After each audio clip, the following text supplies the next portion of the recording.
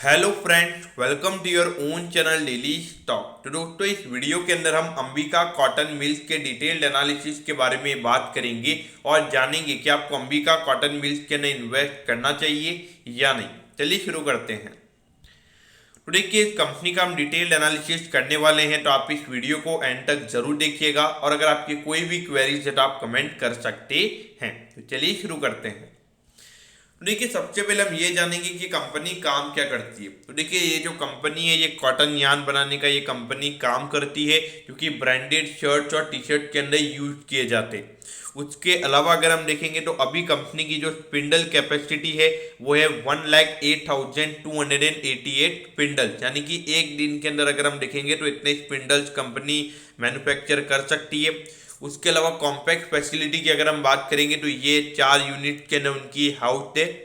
और अगर हम बात करेंगे तो कंपनी एक दिन के अंदर 40,000 किलो के यार्न को फैब्रिक में कन्वर्ट कर सकती है। तो देखिए, ये जो 40,000 किलो वाली ये जो एक दिन की कैपेसिटी है, ये कोई छोटी मोटी कैपेसिटी नहीं है। और जो मार्केट कैप कंपनी का है, तो उसके बेसिस पर अगर हम देखेंगे तो ये काफ़ी अच्छी बात हमें नजर आती है। तो ऑल ओवर देखा जाए तो ये एक टेक्सटाइल कंपनी है जिसका मेजॉरिटी ऑफ रेवेन्यू अगर हम देखेंगे तो एक्सपोर्ट से आता है। और एक बात आपको समझनी चाहिए कि जो भी चाइना से बहुत सारी जो कंट्रीज हैं, जो उन्होंने बोला है कि वो चाइना से कोई भी प्रोडक्ट नहीं लेंगे, तो वहाँ पे इंडिया को एडवांटेज मिल रहा है, चाहे केमिकल्स की इंडस्ट्री हो या टेक्सटाइल की इंडस्ट्री हो। और इसीलिए अगर हम ओवरऑल देखेंगे जितने भी टेक्सटाइल कंपनीज है, वहाँ पे एक अच्छा रिकवरी हमें आता हुआ नजर आ रहा है। क्योंकि ये पहले ये जो सेक्टर था पूरा टेक्सटाइल वाला, ये काफ़ी स्ट्रगल कर रहा था। और अभी जिस तरीके से ये जो एक्सपोर्ट की डिमांड हमें क्रिएट होती हुई नजर आई है, तो ऐसा नहीं है कि ये एक दो साल की डिमांड दीजिए, आने वाले काफ़ी टाइम की डिमांड है। और एक बात आपको समझनी चाहिए कि जो 100% की ग्रोथ हमें देखने को मिली है, वो आने वाले टाइम पे हमें देखने को नहीं मिलेगी। लेकिन एक स्टैग्नेंट ग्रोथ, यानी कि एक सिग्निफिकेंट कंसिस्टेंट ग्रोथ हम यहाँ पे एक्सपेक्ट कर सकते हैं और एक अच्छे डबल डिजिट की ग्रोथ भी हम एक्सपेक्ट कर सकते हैं। तो देखिए, लगभग 1300 करोड़ का इस कंपनी का मार्केट कैप है। तो मार्केट कैप तो का यहाँ पे काफ़ी कम है। अगर डेट की बात करेंगे, कोई डेट नहीं है, एक डेट फ्री कंपनी है। ये काफ़ी अच्छी बात है, क्योंकि जहाँ पे कैपिटल इंटेंसिव इंडस्ट्री में अगर आप काम कर रहे हो, तो वहाँ पे अगर आपके पास कोई डेट नहीं है तो ये काफ़ी अच्छी बात है। अगर बुक वैल्यू की बात करेंगे तो ये नंबर 2.11 टाइम्स पे हमें नजर आता है। और आरओसी का नंबर है 17.1% और आरओई का नंबर है 12.7%। तो देखिए, जितना नेट प्रॉफिट कंपनी ने पिछले साल, ये जो आरओसी और आरओई के नंबर है, ये पिछले साल मार्च 2021 वाले फाइनेंशियल ईयर तक के, तो पिछले साल जितना कंपनी ने नेट प्रॉफिट कमाया था, उसका डबल नेट प्रॉफिट कंपनी ने अभी 9 महीने में कमा लिया है। तो वहां पर अगर आप देखोगे तो लगभग जो आरओसी के नंबर्स होंगे 25% के होते हुए हमें नजर आएंगे और आरओई का नंबर भी हमें लगभग 20% का इस साल के एंड में होता हुआ नजर आएगा। तो ये नंबर पे यहाँ पे ज्यादा फोकस हमारा नहीं होना चाहिए। अगर डिविडेंड यील्ड की बात करेंगे तो 1.47% का यहाँ पे डिविडेंड यील्ड है, यानी कि अभी लगभग 2382 का स्टॉक प्राइस है। तो उसके ऊपर आप समझिए लगभग 35 रुपीज का डिविडेंड कंपनी ने पिछले एक साल में दिया है। अगर पी रेशियो की बात करेंगे तो 9.91 का इंडस्ट्री का एवरेज पी है और स्टॉक का पी रेशियो है 8.41। तो अगर हम वैल्यूएशन पैरामीटर्स पे बात करेंगे तो वैल्यूएशन भी हमें यहाँ पे काफ़ी सेफर साइड में नजर आते हैं। और अगर आने वाले टाइम पे एक अच्छी काइंड ऑफ ग्रोथ अगर हमें देखने को मिलती है, तो मार्केट ऑन एन एवरेज जो इंडस्ट्री का पी है वो भी लगभग 15 तक लेके जा सकता है। क्योंकि मार्केट फॉरवर्ड अर्निंग को देखता है, अगर वो काफ़ी अच्छे लग रहे हैं तो मार्केट 15 का पी देने में भी मार्केट को वहाँ पे कोई इश्यूज नहीं होंगे। तो देखिए, अगर हम पिछले 4 साल के ट्रेंड की अगर हम बात करेंगे तो यहाँ पे 18-19 में थोड़ी सी अच्छी ग्रोथ हमें देखने को मिली थी। और पिछले साल अगर हम देखेंगे 2021 वाले ईयर में, तो वहाँ पे रेवेन्यू का नंबर भले ही थोड़े से नंबर से बढ़ा था, लेकिन जो नेट प्रॉफिट का नंबर था वो पिछले साल के मुकाबले में 15 करोड़ से बढ़ता हुआ नजर आया था। लेकिन देखिए, आपको पता होना चाहिए कि अभी जो अप्रैल से लेकर दिसंबर तक वाला जो 9 महीने का 3 क्वार्टर्स रहे हैं, तो वहां पे कंपनी ने अभी तक 134 करोड़ का नेट प्रॉफिट कमा लिया है। और रेवेन्यू के नंबर्स की बात करेंगे तो 660 करोड़ का रेवेन्यू कंपनी ऑलरेडी जनरेट कर चुकी है। तो देखिए, जो कंपनी पिछले पूरे 12 महीने में जो रेवेन्यू का नंबर था वो कंपनी ने 9 महीने में पूरा कर लिया है। और जो प्रॉफिटेबिलिटी है अगर उसकी बात करेंगे तो वो पिछले साल के मुकाबले में यहाँ पे डबल नजर आती है। ये काफी अच्छी बात तो ये देखिए, तो यहाँ पर अगर हम देखेंगे तो मार्च 2019 से लेके अगर हम देखेंगे तो जून 2020 तक यहाँ पे लगातार हमें अंडर परफॉर्मेंस देखने को मिल रहा था, लेकिन सितंबर 2020 से यहाँ पे जो कंसिस्टेंट ग्रोथ हमें देखने को मिली है,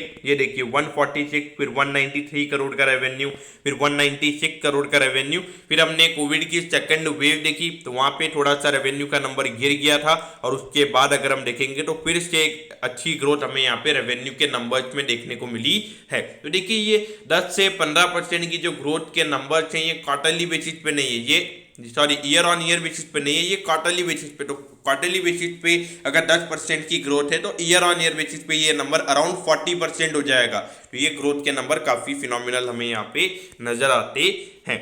तो देखिए ओवरऑल अगर हम नीचे अगर हम नेट प्रॉफिटेबिलिटी की बात करेंगे तो यहाँ पर भी देखिए 21, फिर उसके बाद में 29, 36 करोड़, 46 करोड़ और 52 करोड़। तो यहाँ पर एक चीज हमने यहाँ पे नोटिस करनी चाहिए कि 36, 46 यानी कि आप देखिए अराउंड 82 करोड़ का नेट प्रॉफिट ये हो जाता है, और 82 के बाद ये जो 52 करोड़ का नंबर है तो इससे ये नंबर निकल कर आता है अराउंड 134 करोड़ पे। और पिछले साल कंपनी ने नेट प्रॉफिट कमाया था 67 करोड़ का, यानी कि पिछले पूरे फाइनेंशियल ईयर में जो नेट प्रॉफिट का नंबर था उसका डबल नेट प्रॉफिट तो अभी कंपनी 9 महीने में ही कमा चुकी है। और मुझे ऐसा लगता है कि एक काइंड ऑफ ग्रोथ, जो काइंड ऑफ एक्सपोर्ट्स हमें यहाँ पे देखने को मिल रहे हैं, तो वहाँ पे लगभग पूरे फाइनेंशियल ईयर बेसिस पे अभी 50 करोड़ का नेट प्रॉफिट और ऐड हो जाएगा। मोर देन 180 करोड़ का नेट प्रॉफिट हमें इस फाइनेंशियल ईयर में कंपनी में देखने को मिलेगा।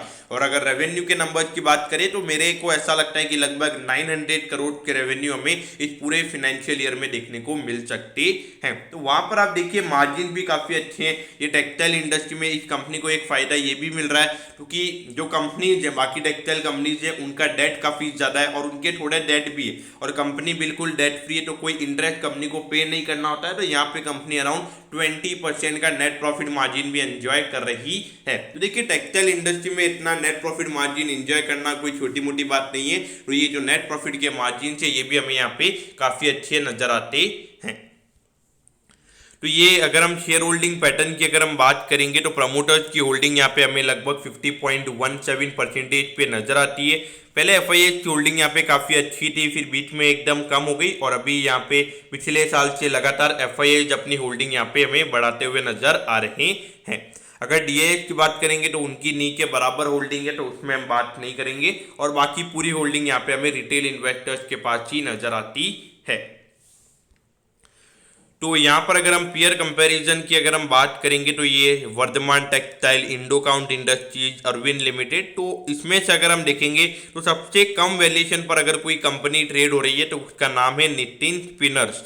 और अगर डिविडेंड यील्ड की बात करेंगे तो सबसे ज़्यादा डिविडेंड यील्ड यहाँ पे अंबिका कॉटन मिल्स का ही है, और लगभग वैल्यूएशन के नंबर्स भी ओवरऑल अगर हम देखेंगे तो इतना कुछ कम वैल्यूएशन हमें यहाँ पे नहीं मिलता है। तो देखिए अरविंद लिमिटेड एक अलग बिजनेस हो जाता है क्योंकि वहाँ पे उनका मैन्युफैक्चरिंग का काम नहीं है, उनका डायरेक्ट कंज्यूमर वाला काम हमें नजर आता है, और ये जो सारे बिजनेस ये हमें B2B ज़्यादा नजर आते हैं रेदर देन B2C। तो ये बात आपको समझनी चाहिए। तो देखिए गाइस, आपको ये सब लग रहा होगा कि ये जो कंपनीज हैं इतना अच्छी इनकी प्रॉफिटेबिलिटी ग्रो हो रही है, तो बाकी कंपनीज के जो स्टॉक्स है वो 25, 30 या फिर 40 या कुछ कुछ जो कंपनीज है वो 100 के पी पे भी ट्रेड कर रहे हैं। देखिए ये जो कंपनीज हैं, ये जो टेक्सटाइल कंपनीज हैं, ये कुछ नया नहीं कर रहे हैं। ये जो बिजनेस कर रहे हैं, अगर आज ये कंपनी है ये यान को अगर फैब्रिक में कन्वर्ट कर रही है, या फिर उसके अलावा कॉटन यान प्रोड्यूस कर रही है, तो ऐसा नहीं है ये अकेली कंपनी ये प्रोड्यूस कर सकती है, इसके साथ में बहुत सारे कंपटीटर्स हैं जो ये काम कर रहे हैं। तो ये मार्केट को कुछ इसमें न्यू नहीं लग रहा है। तो ये एक थोड़ा प्रॉब्लम है जिसकी वजह से जो premium valuation retail investors demand कर रहे हैं वो इस सेक्टर को नहीं मिल रहा है। लेकिन देखिए जिस काइंड ऑफ कंसिस्टेंट ग्रोथ, जिस काइंड ऑफ का जो कैपेक्स हमें इन इंडस्ट्री में देखने को मिल रहा है, और जो डिमांड हमें ओवरऑल आउट ऑफ इंडिया वाले मार्केट से देखने को मिल रही है जो चाइना से इश्यूज हुए हैं, तो ये मुझे ऐसा लगता है कि पर्टिकुलरली 2025 तक हमें यहाँ पे एक double digit kind of growth देखने को मिल सकती है, और जो कि बहुत टाइम से हमें इस पूरे सेक्टर में देखने को नहीं मिली है। तो उस पॉइंट ऑफ व्यू से देखा जाए जो जिस तरीके से यहाँ पे अगर हम देखेंगे तो FII जहाँ पे स्टेक लगातार इंक्रीज कर रहे हैं बाकी टेक्सटाइल कंपनीज हो, तो उस पॉइंट ऑफ व्यू से देखा जाए तो ये सारी चीजें कुछ तरफ इंडिकेट कर रही हैं कि आने वाले 1-2 साल या फिर 2 से 3 साल यहाँ पे टेक्सटाइल सेक्टर काफी अच्छा हो सकता है। तो उस पॉइंट ऑफ व्यू से देखा जाए तो मैं पर्टिकुलरली अगर बात करेंगे तो मैं पूरे टेक्सटाइल सेक्टर पे काफी पॉजिटिव हूं। तो अगर आपको यहाँ पे अलोकेशन लेना है तो आप भी अलोकेशन ले सकते हैं।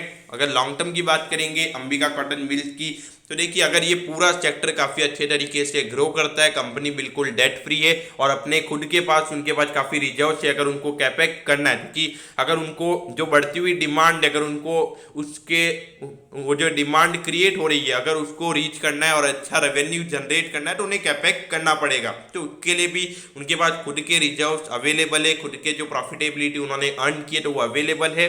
वहाँ पे डेफिनेटली अच्छे स्वीट स्पॉट पे हमें नजर आते हैं। क्योंकि जो दूसरी कंपनी जो उनके ऊपर उनके बुक्स में डेट है तो जितने परसेंटेज के वो कंपनी ग्रो होंगी उससे कई ज़्यादा ये कंपनी हमें ग्रो होती हुई नजर आएगी।